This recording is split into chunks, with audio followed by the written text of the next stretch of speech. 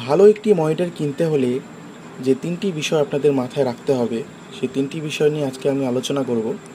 প্রথমত আপনারা দেখে নেবেন যে আপনাদের মনিটরের যে ডিসপ্লে, সেটি রিফ্রেশ রেট কত। তো আমার মনিটরে দেখতে পাচ্ছেন আপনারা, এখানে লেখা রয়েছে 100 হার্টজ রিফ্রেশ রেট। তো আপনারা রিফ্রেশ রেট দেখে নেবেন। যে সমস্ত মনিটরের 60 হার্টজ রিফ্রেশ রেট দেওয়া থাকে সেই সমস্ত মনিটর না কেনাই ভালো। মিনিমাম 90, 100 বা 120 হার্টসের ডিসপ্লে কেনা খুবই ভালো। সেকেন্ড যে জিনিসটি দেখবেন সেটি হচ্ছে ফুল এইচডি। এখনকার সময় এইচডি খুব কম চলে। আমি বলবো আপনারা ফুল এইচডি মানে 90/20 × 1080 পিক্সেল এগুলো দেখে কিনবেন।